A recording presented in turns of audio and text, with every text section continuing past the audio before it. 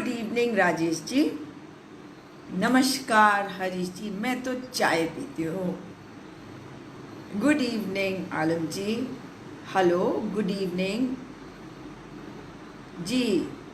सदाम जी, उमेश जी, आप लोग कैसे हैं? सोमवार का दिन है, बहुत कुछ हुआ है। देश में जो कुछ हो रहा है उससे तो सैड ही होना पड़ रहा है हरीश जी। क्यों? गुड इवनिंग आप सभी को मैं बहुत बहुत नमस्कार करना चाहूँगी। आप अपना समय निकाल कर आते हैं, बातचीत में जुड़ते हैं। और आज जैसा कि आप देख सकते हैं, मैं आपसे रिक्वेस्ट करना चाहती हूँ कि आप अपनी आवाज़ उठाइए। आप हिंदुस्तान है, आप भारत है, अपनी शक्ति को पहचानिए। यदि आपने अपनी शक्ति को पहचान लिया तो ये देश बचेगा। इस देश को बचाने के लिए बहुत से जो जंग है वो लड़े गए और बहुत सारे लोगों ने अपने जीवन को खत्म कर दिया इस देश के लिए, इस देश को बनाने के लिए। और जब ये देश बना तो आप जानते हैं किस प्रकार से हमारे अधिकारियों ने, सैन्य अधिकारियों ने, हमारे सैनिकों ने, कितने वीर बहादुर जवान हैं जिन्होंने अपने प्राण न्यौछावर कर दिए इस देश के लिए। इस देश ने हमें बहुत कुछ दिया है, परंतु क्या ये आवश्यक नहीं है कि आज हम भी अपने देश के लिए कुछ करें? जानते हैं, मैं सबसे पहले आपसे बात करना चाहती हूँ कोरोना के केसेस के बारे में। कितने हो गए हैं कोरोना केसेस, शायद इसका अंदाज़ा लोगों को है भी नहीं। आज हम किस बारे में बात कर रहे हैं आप देखिए कि मैं जानना चाहती हूँ कि सुशांत सिंह राजपूत को क्या न्याय मिल चुका है? क्या ये आवश्यक नहीं है कि जो ये पत्रकार हैं और ख़ास करके ये कुछ टेलीविज़न चैनल वाले जो हैं, जिस प्रकार से गाड़ियों का पीछा कर रहे हैं, इन्वेस्टिगेटिंग एजेंसी का काम कर रहे हैं, महिलाओं का अपमान कर रहे हैं और एक तरह से देखा जाए तो पितृसत्ता को आगे बढ़ा रहे हैं। ऐसा क्यों कह रही हूँ मैं? बिल्कुल, आपके पास रोजगार नहीं है, इसीलिए तो ये सरकार आपको भ्रमित ऐसे कर रही है, क्योंकि रोजगार देने की इनकी ताकत नहीं है, इनके पास हिम्मत नहीं है, ना सक्षम है ये। और इसी वजह से ये वही लोग हैं जो देश को अपने दोस्तों को बेच रहे हैं। ये वो आढ़ती हैं। ये एक तरफ आड़तियों को बिचौलिया बताकर उनको नीचा दिखाने की कोशिश करते हैं, परंतु वे जो हैं अपनी आड़त पे किसान को बिकवा रहे हैं अपने दोस्तों के हाथ। आप सभी से मैं जानना चाहती हूँ कि क्या आपको पता भी है इन सब चीज़ों में कि देश के असली मुद्दे क्या हैं?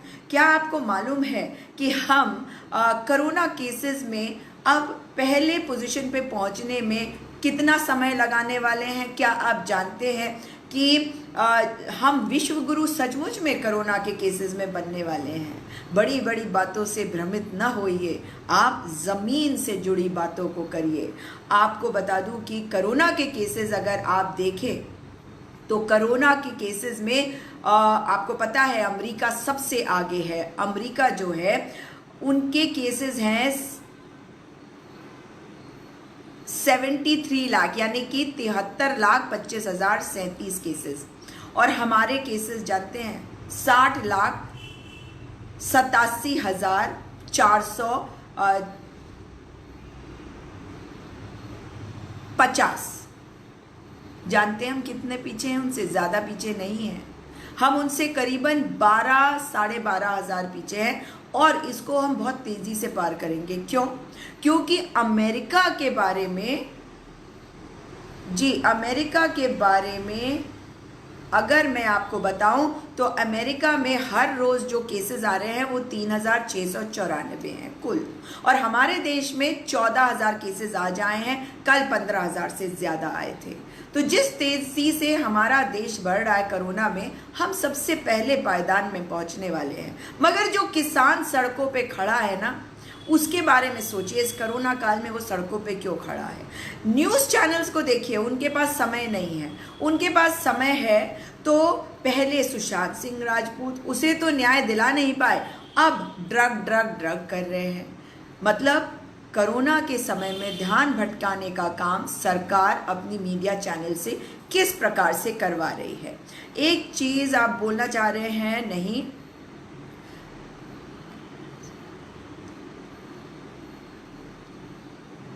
बिल्कुल सही कह रहे हैं। आप कह रहे हैं ना कि जो जिस तरह से सुशांत सिंह राजपूत के बारे में बात करी जा रही है, तो ये भी बात साफ हो गई है कि सुशांत सिंह राजपूत ड्रग्स लेता था, है ना। उसे इंसाफ मिलना चाहिए। वो ड्रग्स लेता था, मगर अगर उसकी हत्या हुई तो उसे इंसाफ मिलना चाहिए। आपको मैंने कल भी कहा था, जिस प्रकार से देश में केवल 2 ही चीज़ें गिर रही हैं, एक है जीडीपी और दूसरा है डीजीपी। बिहार का जो डीजीपी है वो किस कदर गिर गया। उसने मुद्दा बनाया सुशांत सिंह राजपूत का और किस तरह से बातें करी, और अब वो चुनाव लड़ने की तैयारी कर रहे हैं। गुप्तेश्वर पांडे की बात कर रही हूँ मैं आपको बताऊं कि जब हम बात करते हैं, जीतू जी आप कह रहे हैं कि आगरा से चुनाव लड़िए।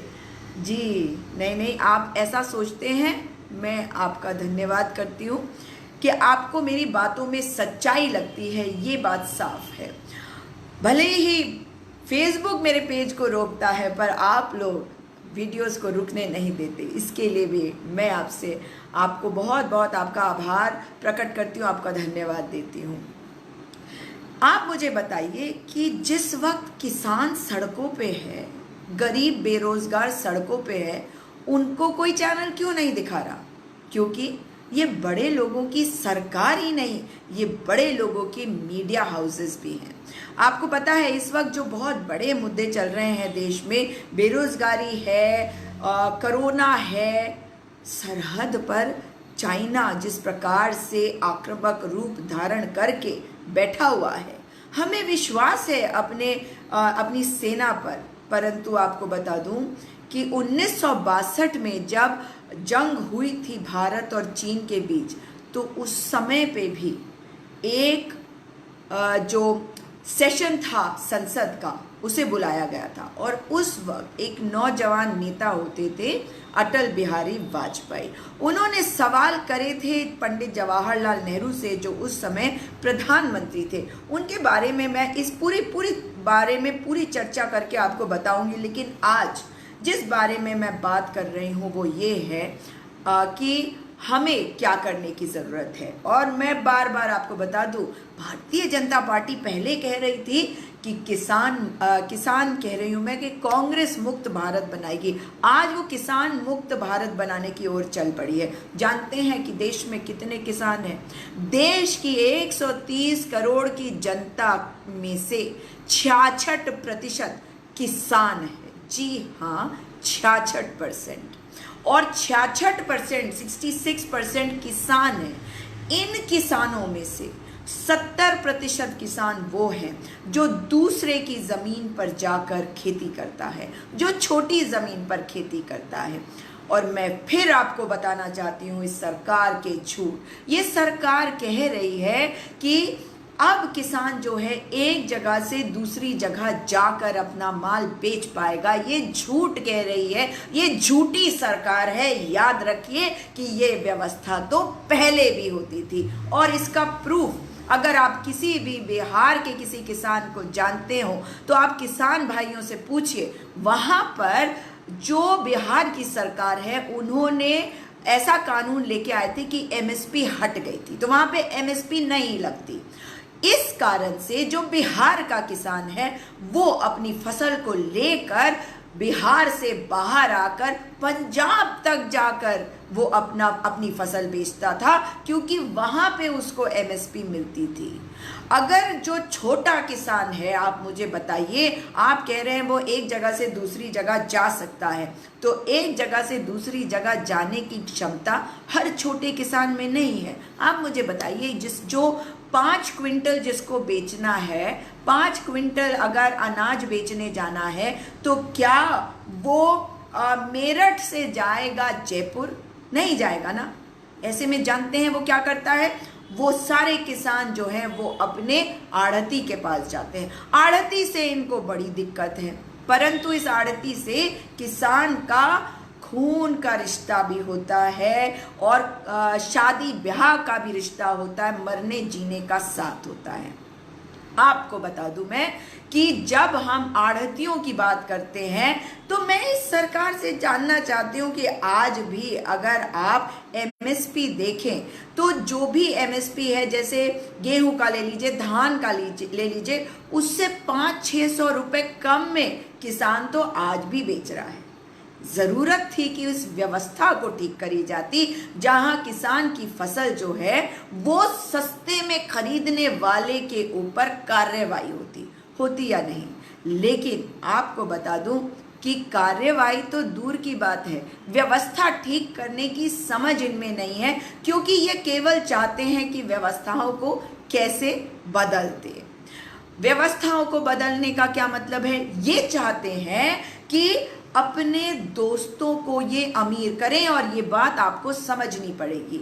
जब ये कहते हैं कि अब जो है किसान किसी को भी बेच सकता है, तो पहले भी तो बेच सक रहा था। अब किसकी बात कर रहे हैं ये आपको समझने की आवश्यकता है। ये किसान को बेचने की तैयारी कर रहे हैं, किसान की फसल को नहीं।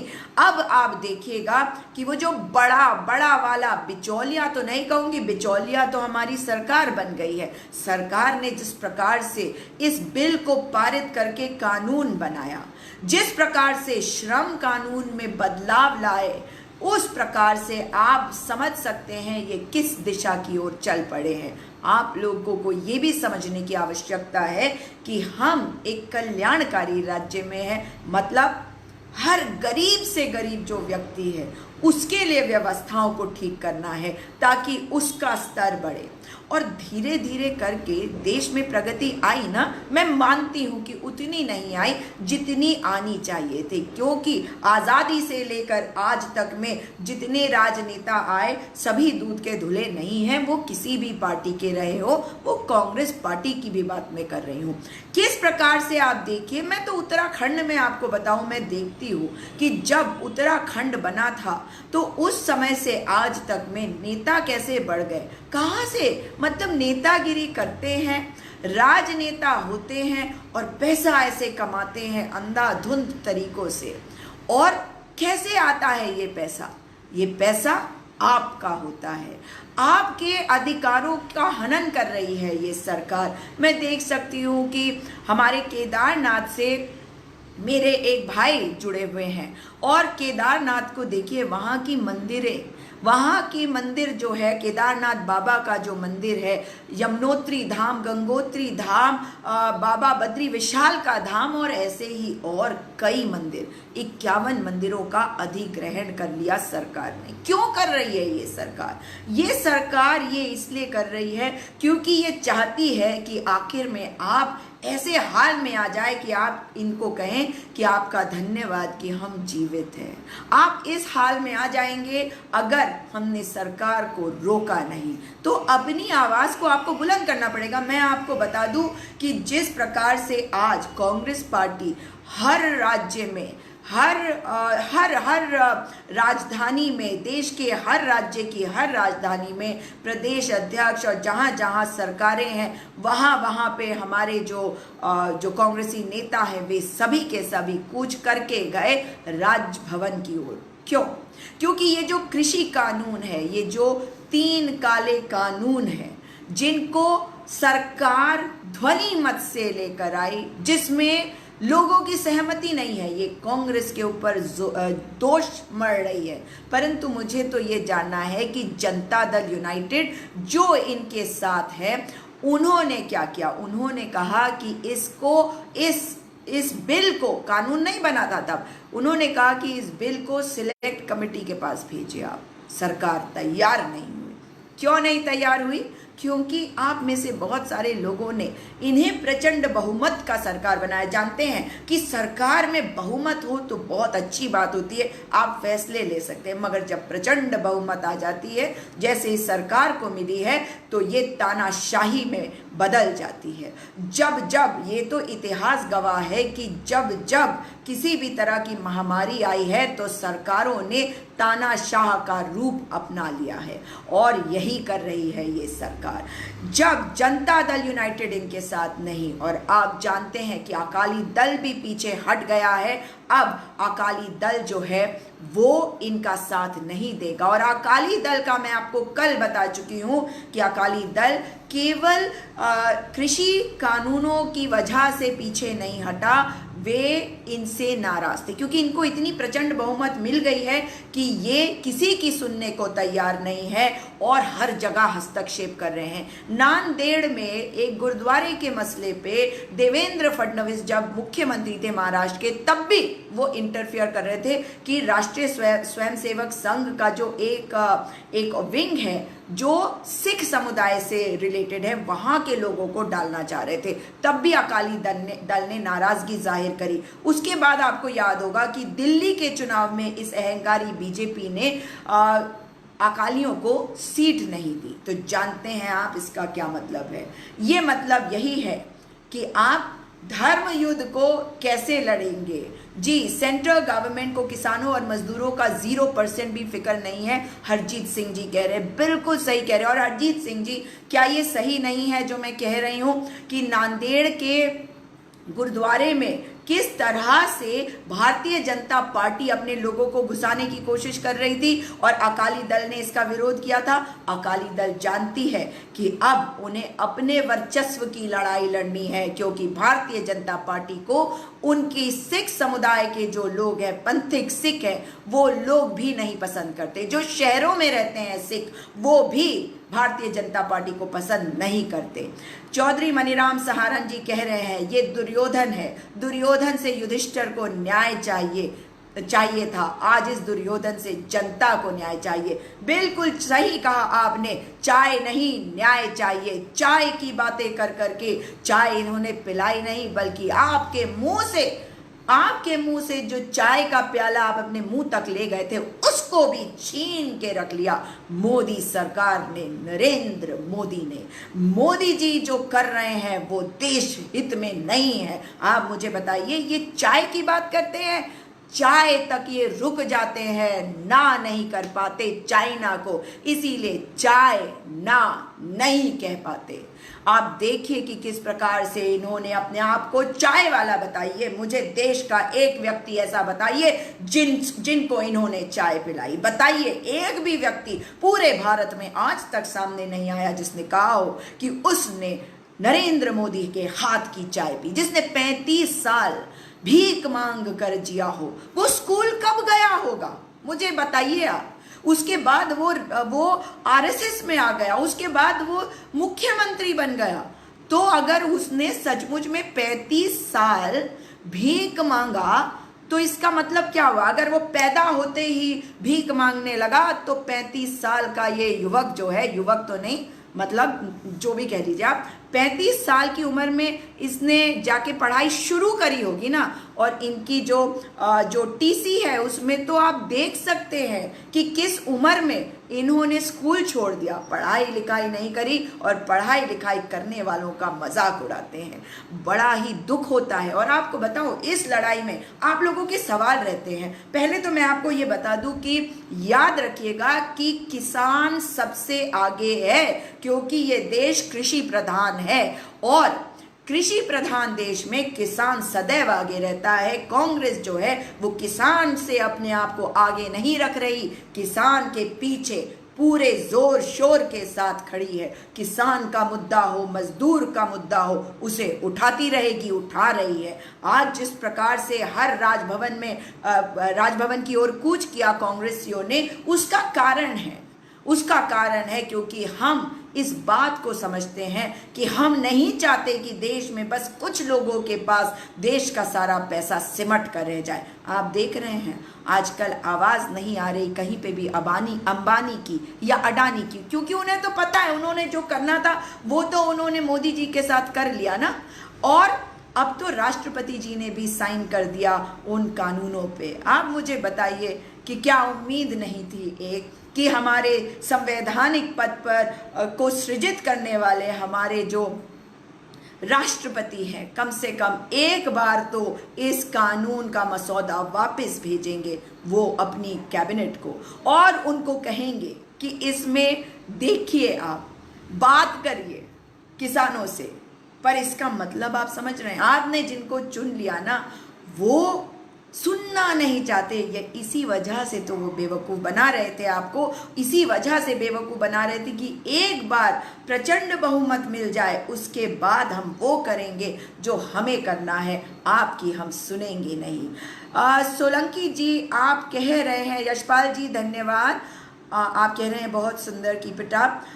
और महेंद्र सिंह सोलंकी जी देखिए क्या कह रहे हैं, वो कह रहे हैं, देखिए भाषा, मैं आपको भाषा ये पढ़कर अवश्य सुनाऊंगी, भाषा सुनाऊंगी, क्योंकि महेंद्र सिंह सोलंकी, तुम्हारे माँ बाप ने तुम्हें किस प्रकार से परवरिश दी है ये दिखाई देता है। तुम किसके अनुयायी हो, मोदी जी के ना, तो ये वो भी दिखाता है कि मोदी जी क्या है।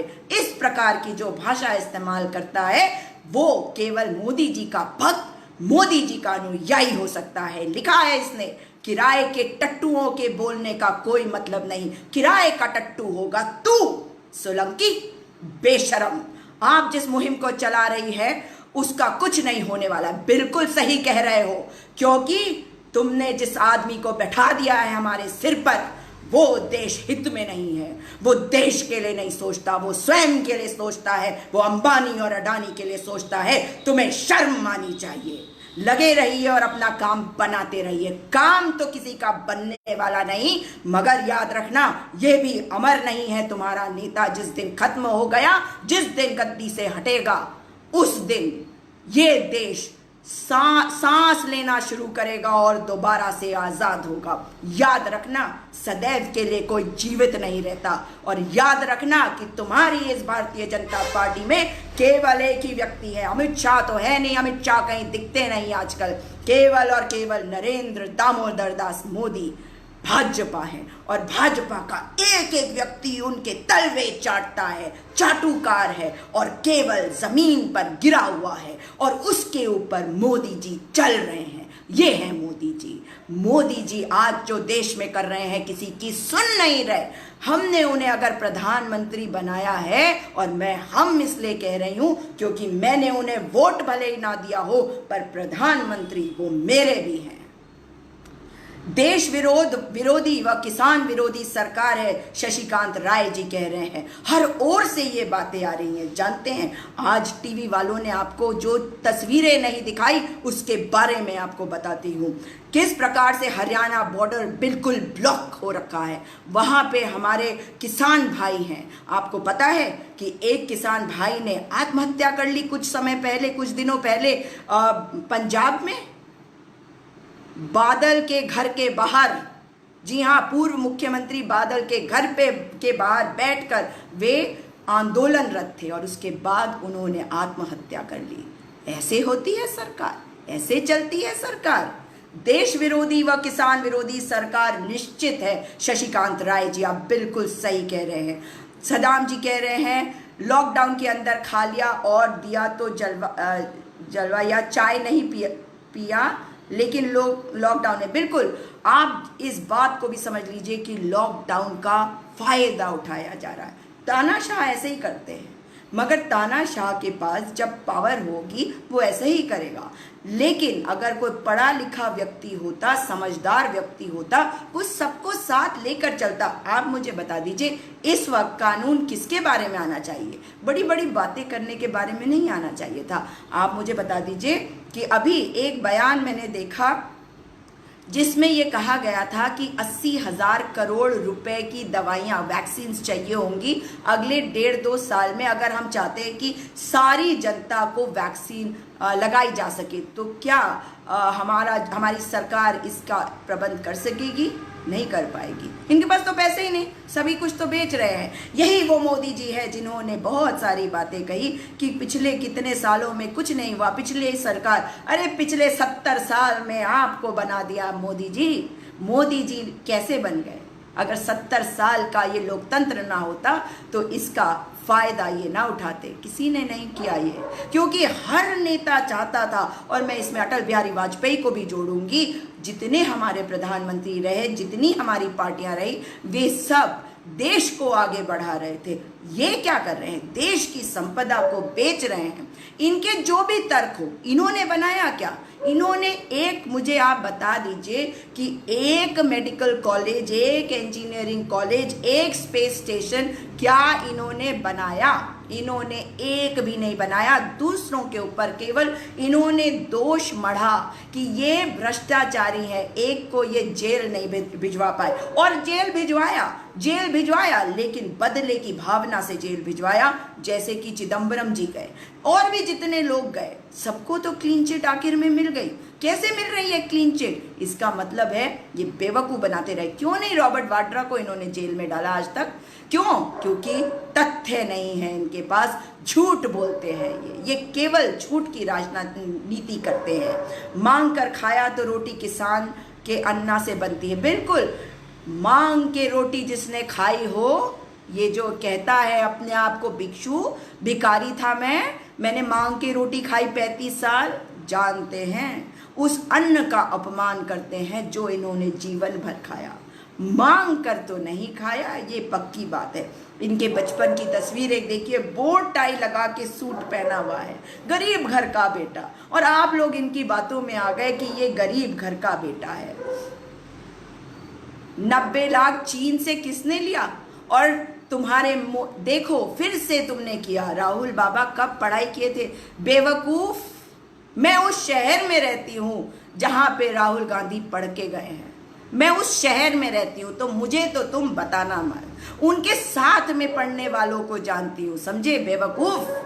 कुछ भी बोलने के पहले सोच समझ तो होती नहीं है, क्योंकि ये भक्त है ना, ये व्हाट्सएप पे पढ़े हुए हैं। कौन सी क्लास तक पढ़ा है ये भी बता दे सोलंकी।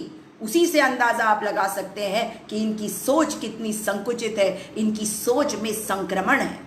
इनकी सोच में जो वायरस है ना, वो कोरोना से भी खतरनाक वायरस है, क्योंकि वो जो गलत झूठ खबरें फैलाई गई हैं भारतीय जनता पार्टी के द्वारा, उनके बीजेपी के आईटी सेल के द्वारा, वो इन सब लोगों के दिमाग के अंदर घुसी हुई है।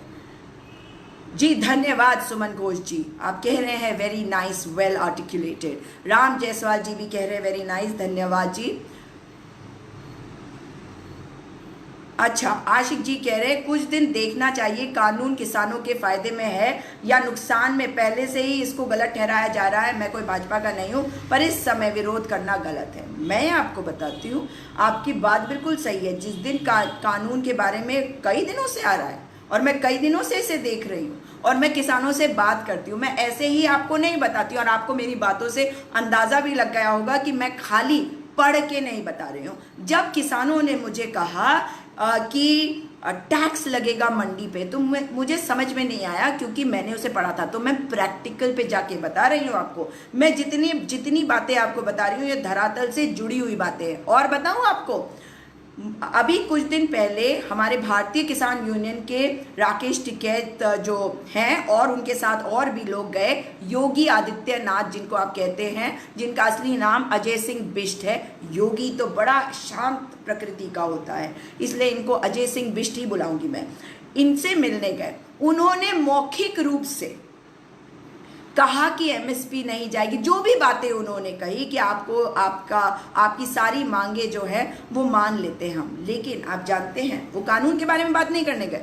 आज की तारीख में भारतीय किसान यूनियन वाले क्या कह रहे हैं? वो कह रहे हैं कि हमें तो यही नहीं समझ में आ रहा कि सरकार कुछ कहती है और इनके अधिकारी कुछ और कहते हैं।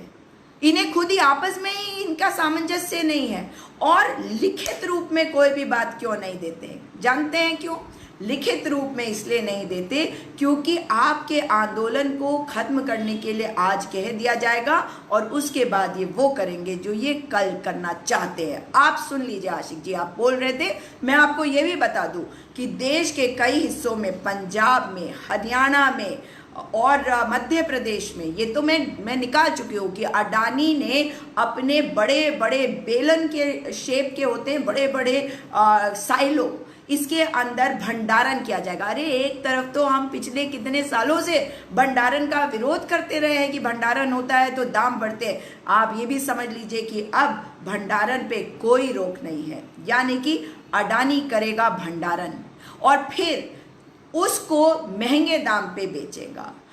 आप समझ लीजिए कि अंबानी ने खरीद लिया है इजी डे, खरीद लिया है बिग बाजार, अपना जियो मार्ट खोला है और रिलायंस फ्रेश तो उनका चल ही रहा है। तो गेहूं, चावल, दाल, धान सब कुछ उन्हें चाहिए या नहीं चाहिए, सब्जियां चाहिए या नहीं चाहिए। अब वो किसानों को अपने से अपने मर्जी के दामों पे ये फसल उनकी खरीदेगा और कोई मिनिमम सपोर्ट प्राइस नहीं रहेगा। समझ में आई आपको मेरी ये बात? इसलिए विरोध हो रहा है, केवल कहने के लिए विरोध नहीं हो रहा है। आप मुझे बताइए कि अगर विरोध करने जाएंगे तो ऐसे ही तो नहीं कोई चला जाता है विरोध करने के लिए। आप एक और बात को समझ लीजिए कि भंडारण की बात जो मैं बता रही हूं ध्यान से सुन लीजिए। कैथल के पास एक जगह है, वहां पर अडानी की इस कंपनी के बड़े बड़े साइलो लगे हुए हैं। 2 लाख टन, जी हाँ 2 लाख टन गेहूं उसमें आप संग्रहण कर सकते हैं, भंडारण कर सकते हैं। और अब तक 1,60,000 टन का भंडारण कैथल के इस साइलो में ऑलरेडी हो चुका है।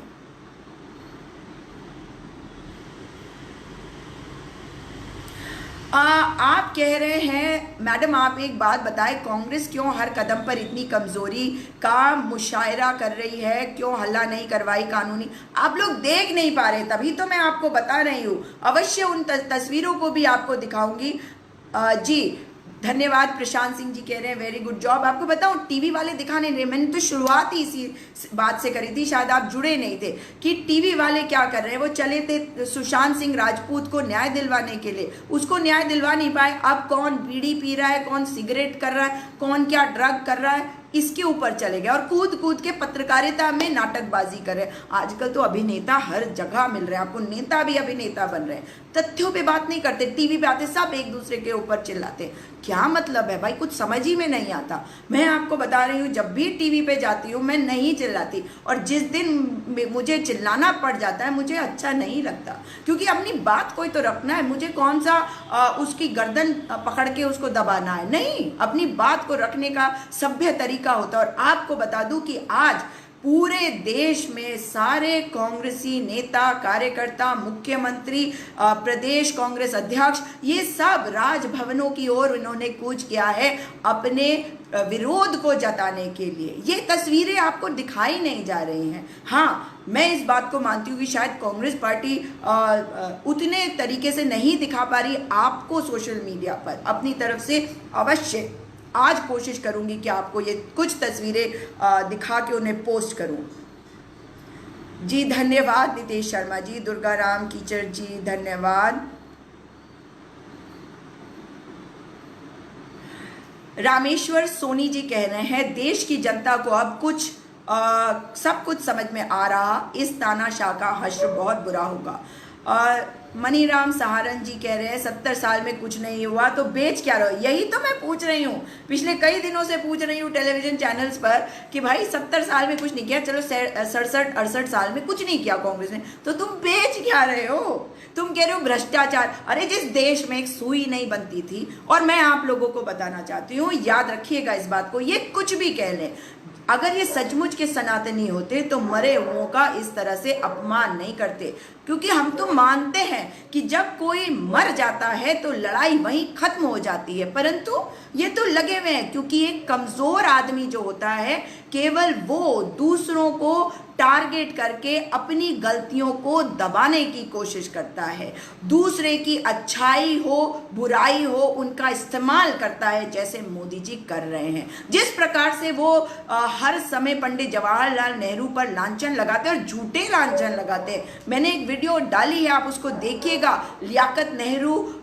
जो अग्रीमेंट था उसके बारे में। अब मैं उनकी दाढ़ी के बारे में क्या बताऊं, ये तो उनका निजी मामला है, मगर आपको बता दूं अगर आप तस्वीरें देखेंगे तो चुनाव होने वाले हैं बंगाल में, रविंद्रनाथ टैगोर को देखिएगा और क्या नाम है उनका, पेरियार, जो दक्षिण भारत में पेरियार, और आपको पता है दक्षिण भारत में भी तमिलनाडु में चुनाव है अगले साल, और दोनों में तस्वीरें अगर आप देखें उनकी और मोदी जी की तो कुछ मिलते जुलते से लग रहे हैं। या हो सकता है कि मोदी जी अब सोच रहे हो कि संन्यास ले लें, ये तो मोदी जी जानते हैं जी। जब नोटबंदी आई तब बोला देश का काला, यही तो, जब नोटबंदी करी तो इन्होंने कहा देश का काला धन वापस आ जाएगा। और आपने, मैंने, जो मध्यम वर्ग है, जो गरीब तबका है, सबने क्या सोचा? सबने सोचा अरे हाँ ये इनके पास गाड़ियां बहुत है। आप मुझे बता दीजिए गाड़ियां कम हो गई अमीर के पास?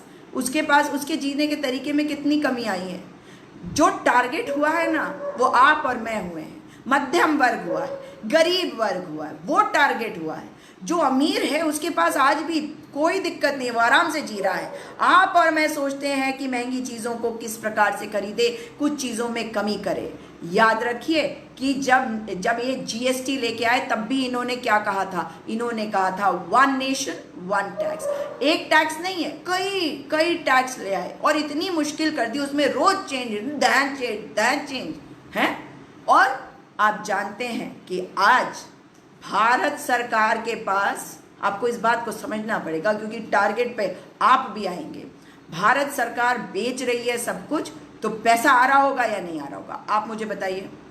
अब आप मुझे बताइए कि जो जीएसटी का पैसा होता है, मैं आपको एक एग्जांपल देती हूँ। अगर मैंने कुछ खरीदा, अगर मैंने ये खरीदा और ये जो है मान लीजिए कि 100 रुपए का है और इस पे 12% टैक्स लगता है जीएसटी, तो 6 रुपया इसका सरकार, जो केंद्र सरकार है उसका होता है, और 6 रुपया जो है राज्य सरकार का होता है। मगर शुरू में ये सारा पैसा जो है ये केंद्र सरकार को जाता है। फिर केंद्र सरकार जो 6 रुपए राज्य सरकार की है वो उसको रिलीज कर देगी, और राज्य सरकार उस पैसे का इस्तेमाल करेगा अपने यहाँ लोगों को काम पे जो रखा हुआ है उनको तनख्वाहें देने का। मगर राज्य सरकारों को ये पैसा नहीं मिल रहा। आप समझ गए होंगे इस बात को। तो आप इस बात को भी समझ लीजिए कि आज की तारीख में हमारी केंद्र की सरकार ये कह रही है एक तरफ कि हमारे पास पैसा नहीं है, इसलिए हम जीएसटी का पैसा तुम्हें नहीं दे सकते क्योंकि हम खुद को कैसे चलाएं, और दूसरी तरफ चीजों को बेच रही है। तो इसमें दो ही चीजें हो सकती है ना, एक तो ये कि इनके पास सचमुच में पैसा नहीं है, और दूसरी तरफ है अगर सचमुच में पैसा नहीं है तो ये किस मुंह से बता रहे हैं कि ये बहुत बेहतर तरीके से सरकार चला रहे हैं। और अगर इनके पास पैसा है तो ये संघीय ढांचे को कमजोर कर रहे हैं, मतलब राज्य सरकारों को कमजोर कर रहे हैं।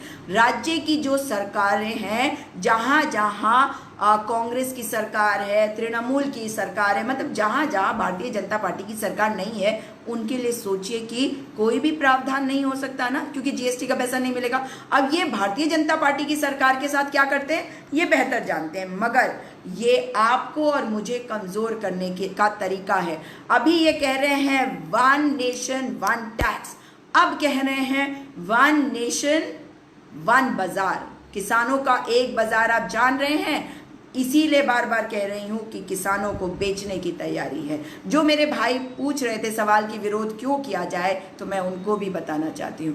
और ये वही व्यक्ति हैं जो वन नेशन और वन पार्टी कर देना चाहते हैं भारत को। अगर भारत में वन नेशन वन पार्टी हुई तो आप समझते हैं कि हमारे में से किसी के भी कोई अधिकार नहीं होंगे जो सरकार के गुणगान करेंगे, जो सरकार के सिर्फ फेवर में नहीं, जिसके ऊपर सरकार का हाथ रहेगा वो तो ठीक रहेगा, लेकिन बाकी किसी के पास ना कुछ बोलने का अधिकार रह जाएगा ना कुछ करने का अधिकार रह जाएगा।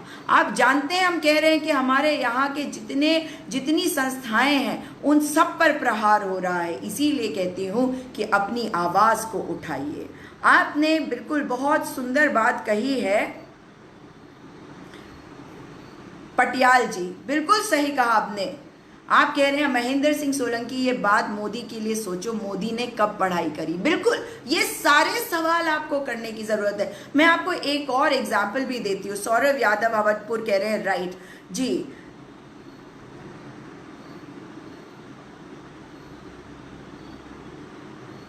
सुनिए, ओमकार नाथ तिवारी जी कह रहे हैं सिर्फ जज्बात के तूफान से क्या होता है, जेब जब खाली हो तो अरमान से क्या होता है, पेट की आग तो रोटी से बुझा करती है, ऐसे हालात में भला सम्मान में क्या होता है, सत्यमेव जयते। बिल्कुल सही कहा आपने।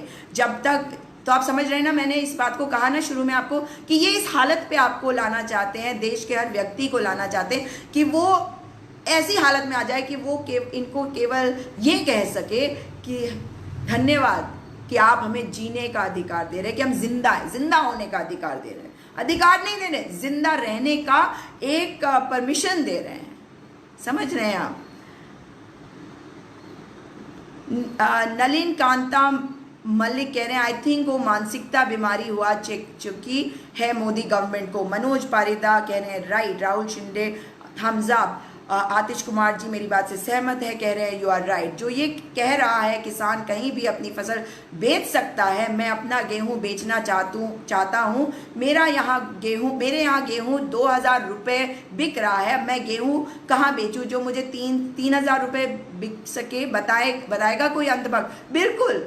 अरे भाई आप मुझे बताइए ना, 1900 या कुछ है ना गेहूं का दाम, आप मुझे बताइए 1600 या 1900 कुछ है, आप मुझे बताइए कि अभी तो मिल नहीं रहा, जो कम में ले रहा है। जब आप ये कानून ले आए हैं तो उनके ऊपर कार्यवाही क्यों नहीं हो रही है? आपको मालूम है किसान को न्यायालय जाने का अधिकार नहीं मिलने वाला। किसान को क्या करा इन्होंने? किसान को ये कहा है कि अगर तुम्हारा और जो तुम्हारे साथ कॉन्ट्रैक्ट करता है ये बड़ा व्यापारी, इसके कॉन्ट्रैक्ट में लिखा होगा कि तूने मेरे को 200 क्विंटल गेहूं उगा के देना है, और अगर 200 क्विंटल ये गेहूं नहीं देता तो किसान को तो नुकसान होगा क्योंकि उसके ऊपर पेनल्टी लग जाएगी, लेकिन वो जो बड़ा व्यापारी है उसका कुछ नहीं बिगड़ेगा, कुछ नहीं बिगड़ेगा। और आप ये समझ लीजिए कि जब दोनों के बीच में कोई विवाद होता है और वो व्यक्ति जाता है, आपस में बातचीत से बात नहीं सुलझती तो वो एसडीएम के पास जाता है। आप मुझे बताइए एसडीएम पे जाने की औकात होती है गरीब आदमी की? जानते नहीं पुलिस वाला कैसे बात करता है। अभी कुछ दिन पहले किसी ने मुझे कहा कि एक गरीब महिला गई और पुलिस वाला उसे कह रहा हाँ तू क्या कर रही है, तू करके, उसका अधिकार नहीं है ऐसे बात करने का, मगर आप और मैं वहाँ खड़े नहीं हैं और वो ऐसे ही बात करते हैं। तो एसडीएम किसकी इज्जत करेगा? उस बड़े व्यापारी की। अडानी का नाम आएगा या अंबानी का नाम आएगा तो एसडीएम खड़े होके सैल्यूट एक्सक्यूज में कर देगा। बताइए करेगा या नहीं करेगा? क्या वो आपके गरीब किसान भाई की आवाज सुनेगा? और अगर सुन लीजिए एसडीएम से नहीं मामला सुलझता तो ये मामला जाएगा डीएम के पास, डीएम से ये मामला जाएगा एपिलेट अथॉरिटी पे और वहां मामला खत्म, उसके आगे कुछ नहीं कर सकते आप। अब बताइए किसान क्या करेगा? किसान की फसल भी सड़ेगी, किसान का मामला भी नहीं सुलटेगा और किसान यही करता रहेगा कि कभी एसडीएम के पास जा रहा है, कभी डीएम के पास जा रहा है। बताइए आप मुझे, क्या किसान को अपने खेत को तैयार करना है या इन लोगों के दफ्तरों के चक्कर काटने? आप जानते हैं कि जब कोई मैटर कोर्ट में जाता है तब भी हमारे चप्पलें घिस जाती हैं, है ना? तारीखों में जाना कितना मुश्किल हो जाता है। अब किसान अपनी खेती करेगा या यही सब करेगा? समझिए बात को। रंजय कुमार कह रहे ग्रेट मैम, मुझे ज़रूर कोई याद कर रहा है। अजय चौरसिया जी भी कह रहे हैं राइट, सद्दाम जी भी। अजय चौरसिया कह रहे हैं जय कांग्रेस। संजय शर्मा कह रहे हैं very good Congress party. Ajay Chaurasia ji thumbs up. Jagdish Pancholi ji धन्यवाद। Logical indeed. वासु राजेश जी कह रहे हैं विरोध दबाना कुछ बड़ी घटना कराने का अंदेशा है, सावधान रहें, देश ये कुछ भी कर सकते हैं। बिहार चुनाव के लिए तो इन्होंने कहा था कि बिहार के बेटे को ये इंसाफ दिलाएंगे, दिला दिया। कहाँ है वो टेलीविजन चैनल वाले जो कूद कूद कर आप लोगों को दिखाते हैं? आप लोग भी तो उस टीवी चैनल को देखते हैं। मैंने खुद ऑन किया, फिर मैंने कहा नहीं इसकी तो टीआरपी बढ़ेगी मेरे देखने से, मैंने बंद कर दिया। मुझे नहीं देखना, बहुत है सोशल मीडिया पे उनके क्लिप्स। नेताओं को कोई फर्क नहीं पड़ता है, महंगाई बड़े या टैक्स लगे इन्हें तो भरना ही नहीं है, ना कुछ झेलना है, सब फोकट है इनके लिए। नाइस। एक और आया बिना किसी तथ्य के, झूठ। राइट, कलम सिंह बिष्ट जी कह रहे राइट। आप मुझे बताइए, मैं अपने पहाड़ के बारे में बात करूं, मेरे पहाड़ में नेता नेता सारे पहाड़ी हैं, गढ़वाली है, कुमाऊनी है, मगर अपने लोगों के लिए कुछ नहीं किया। दर्द नहीं है ना, इनके अंदर संवेदनशीलता नहीं है। इसीलिए, और मैं तो अपने लोगों से भी बात में ये कहना चाहती हूँ कि जब हम ये कहते हैं, हमें गर्व तो होता ही है ना कि अजय सिंह बिष्ट जो है आज उत्तर प्रदेश के मुख्यमंत्री हैं, तो हमारे यहाँ का व्यक्ति वहाँ गया। तो अगर कोई भी व्यक्ति ऐसा आता है जो हमारे राज्य को आगे ले जा सकता है, ऐसे लोगों को चुनिए। अगली बार इस बात को मत देखिए हमारे यहाँ किस प्रकार से नेता जो हैं अपने घरों को भरते हैं। भाई अपने घर में तो दो दो तीन तीन उन्होंने पत्नियां रखी हुई, दो दो तीन तीन परिवार चला रहे हैं वो, और उनके तो परिवार चल रहे हैं। क्यों, मैं गलत कह रही हूँ क्या? मेरे यहाँ के लोग इस बात को जानते हैं, नेता किसी भी पार्टी का हो, भाजपा का हो, कांग्रेस का हो, सब जगह यही हाल है। लेकिन आप लोग इस बात को नहीं समझ पाते, आप लोग इस चीज़ को देख नहीं पाते कि हम कहाँ जा रहे हैं। हम लोगों को जब चुनते हैं, हम केवल अभी आजकल आपके बारे में बात हो रही है, बीजेपी, कांग्रेस, आप, यूकेडी, ये सब ठीक है अपनी जगह, और कांग्रेस से ज़्यादा हितैषी कोई नहीं रहा इस देश का। और ये प्रूव कर दिया मोदी जी ने। कैसे करा? 67-68 साल में जो कुछ बना के दिया, इस बिगड़े हुए बालक ने सब कुछ बेच डाला। क्योंकि ये तो वही वाला अद्भुत बालक है ना, जो मगरमच्छों से खेलता था। ऐसी कहानियां आपको सुनाता है और आप लोग इनकी कहानियों को मान लेते हैं। नहीं, मुझे किसी से कोई टिकट नहीं लेना है, समझ में आया? दोहरा चरित्र, दोगली नीति नहीं चलेगी, नहीं चलेगी। बिल्कुल अमिताभ दत्त मिश्रा जी, दोहरा चरित्र तो नहीं चलेगा। नहीं, आत्महत्या कलम सिंह जी कह रहे हैं, बिल्कुल नहीं, बिल्कुल नहीं। और मैं तो अपने पहाड़ के बारे में आपको बता रही थी कि आलू की फसल है अगर तो आप मुझे बताइए, हमारा किसान जो है वो आलू की फसल छोटी छोटी जगहों में करता है। हम पलायन को रोकने की कोशिश में लगे हुए हैं, और हमारे यहाँ हमारे जो लोग हैं वो जिस फसल को उगाते हैं, चाहे आप सब्जी कह लीजिए, कोई पहाड़ी साग कह लीजिए। अब तो पहाड़ी साग जो है वो देहरादून तक बिकने लगा और दूसरी जगहों में जाने लगा। इतना नहीं होता, लेकिन आप देखिए कि जो किसान थोड़ा भी आलू उगा रहा है उसके लिए कितना मुश्किल होगा पहाड़ से नीचे देहरादून तक आना। अरे उसके लिए वहाँ बाजार हो, वो वहाँ बेच सके, ऐसी व्यवस्था तो करनी चाहिए ना। तो हम उस व्यवस्था को हटाकर एक ऐसे व्यापारी को ला रहे हैं जो हर जगह से सामान खरीद सकेगा। और ये जो आढ़त है ना, ये जो आढ़त सजाई है, आप लोगों से घंटियाँ, मोमबत्तियाँ, ये सब बजवा के, जलवा कर, ये सारी चीज़ें करवा के, आपको भ्रमित करके हमारे किसान भाइयों का नुकसान कर रहे हैं। एक तरफ मेरा सपना है कि मैं अपने पहाड़ में देखूं कि लोगों को हम अच्छे बीज दे सके, वो ज़्यादा फसल उगा सके, क्योंकि मुझे दिखाई देता है कि हमारी सरकारों के पास ये विजन नहीं है। और उनको जो जो चीज़ों की ज़रूरत है, हम अपने SDM, DM, CDO उन लोगों को वो चीज़ों का प्रबंध करने के लिए कहे, ताकि कृषि मजबूत हो और जगह जगह पे पेड़ उगाए। जैसे कि मुझे याद है कि एक अधिकारी ने एक जगह पे पौड़ी एक जगह है हमारे उत्तराखंड में, जहाँ पे पेड़ लगाए, अखरोट के लगाए, और भी कई पेड़ लगाए, तो उसकी फसल बढ़ाए। आपको बताऊं कितने दुखद विषय है कि हमारे उत्तराखंड में बहुत अच्छे सेब होते हैं, मगर उस जगह पे होते हैं जहाँ पे बाउंड्री जो है वो हिमाचल प्रदेश से है। तो हमारे वाले सेब भी हिमाचल के सेब के नाम से बिकते हैं, तो उसके पैसे ज़्यादा मिलते हैं, इसलिए किसान उसको हिमाचल का सेब ही बता के बेचता है, क्योंकि है तो वही वाला बेल्ट। लेकिन हमारे जो नेता हैं वो इस ओर ध्यान नहीं देते कि हम अपने कृषि को कैसे मजबूत करें, अपने किसानों को कैसे मजबूत करें। मैं फिर कहूँगी कि हमें चाय नहीं, न्याय चाहिए, और इसके लिए आपको अपनी आवाज़ बुलंद करनी पड़ेगी अपने किसान भाइयों के लिए। हम कांग्रेस पार्टी किसानों से आगे नहीं है, किसानों को बरगला नहीं रही, किसानों के पीछे खड़ी है। और अगर किसानों के पीछे खड़ी है तो समझ लीजिए इसलिए खड़ी है क्योंकि हम मानते हैं कि हमारा किसान जो है वही है रीढ़ की हड्डी हमारे इस देश की। ये अन्नदाता है हमारे अन्नदाता के साथ यदि कुछ गलत होता है तो हमें खड़े होके उसकी आवाज़ में आवाज़ मिला के बोलना होगा। आप में से बहुत सारे लोगों को श्रम कानून के बारे में मैंने कल भी बताया था, कुछ लोग जुड़े थे, और आप ये समझ लीजिए कि किस प्रकार से मजदूरों का हनन होने जा रहा है, उनके भी विरुद्ध एक कानून लाया गया है। मोदी झूठा है आप कह रहे हैं, बिल्कुल सही कह रहे हैं राकेश वाल्मीकि जी। ललित जोशी जी कह रहे हैं बहुत सुंदर बहन, सल्यूट आपको जी, धन्यवाद।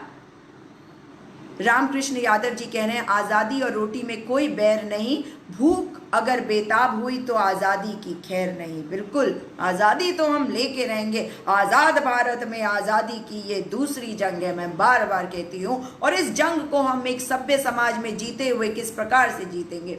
सत्य, अहिंसा, अपनी आवाज़ को बुलंद करके, हर उस व्यक्ति का साथ देकर जिसका उत्पीड़न हो रहा है, जिसको प्रताड़ित कर रही है सरकार।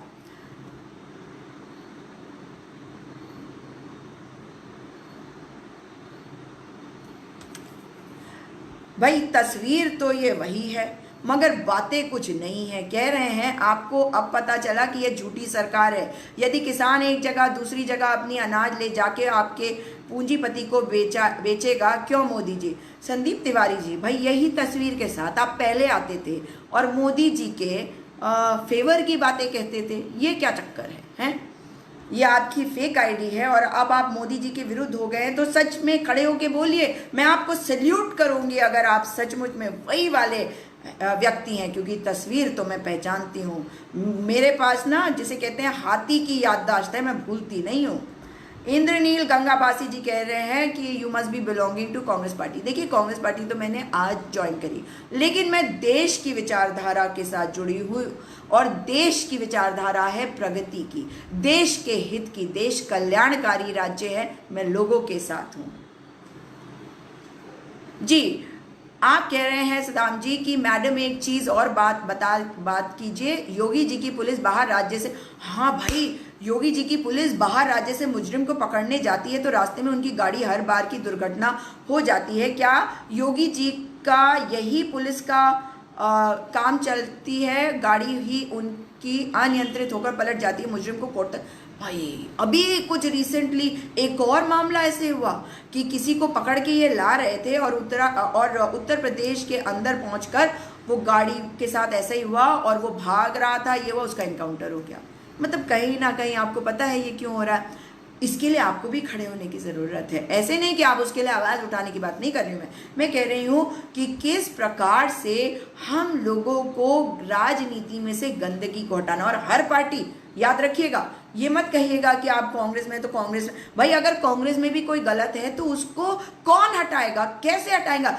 आप अपनी शक्ति को नहीं पहचानते, आपको अपने जो वोट का पावर है उसको नहीं समझते। आप जिस दिन सशक्त होकर अपनी आवाज़ को रखने लगेंगे, इसीलिए कहती हूँ कि फेसबुक हो, जो भी सोशल मीडिया हो, वहाँ पे अपनी आवाज़ को बुलंद करिए, बोलिए।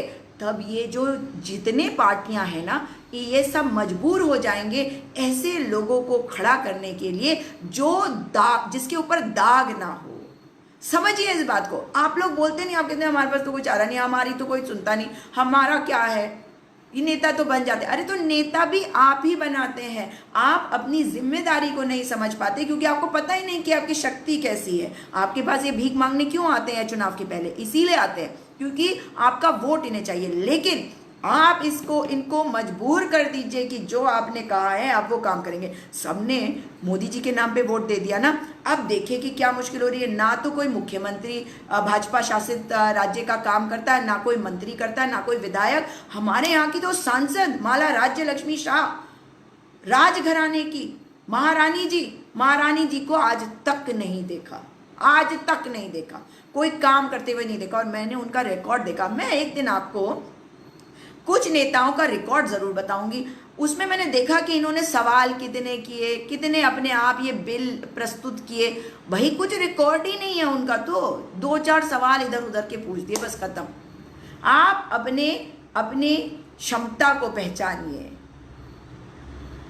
देखिए आ गया एक भगवान जी की फोटो लगाई है इंद्रनील गंगाबासी ने, और मोदी जी झूठे नहीं है कह रहे हैं। तो चलिए, आपके लिए झूठे नहीं होंगे, बाकी देश तो उनका झूठा। भाई देश क्या, 70 सालों में एकमात्र ऐसा प्रधानमंत्री आया भारत देश में जिसने देश की संपत्ति संपदा सब कुछ बेच डाला।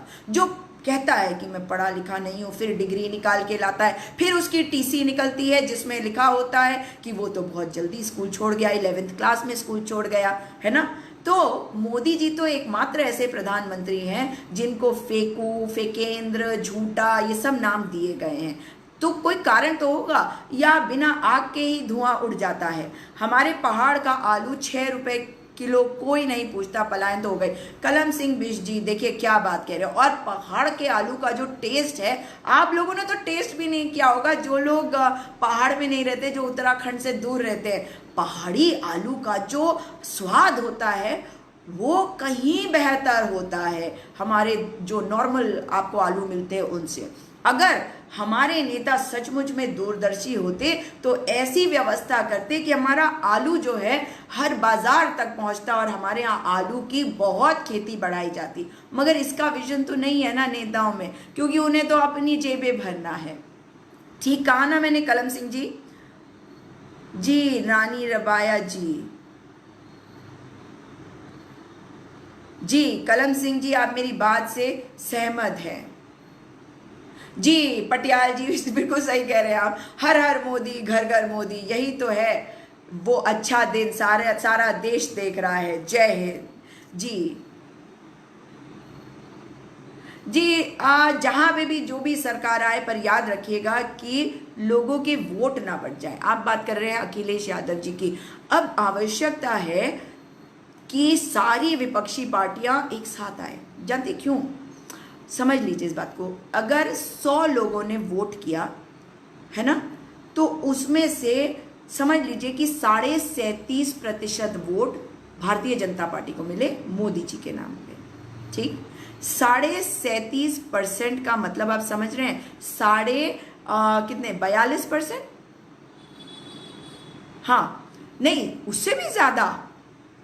जरा हिसाब लगा के देखिए, अगर मैं 37.5% की बात कर रही हूं तो 62.5% वोट जो है वो अन्य पार्टियों को मिले। ध्यान से सुनिएगा मेरी बात को। जो बाकी के 62.5% वोट है वो बट गए। 62.5% वोट है हमारे पास, और अब तो ये जो 37.5% के वोट हैं, इनमें से भी कुछ वोट है हमारे पास। अब हमें अपने नेताओं को कहना पड़ेगा, उन्हें समझाना पड़ेगा कि आप सोच समझ के चुनाव लड़िए। केवल ये सोचकर मत लड़िए कि आपकी पार्टी का वर्चस्व या इसकी पार्टी का वर्चस्व।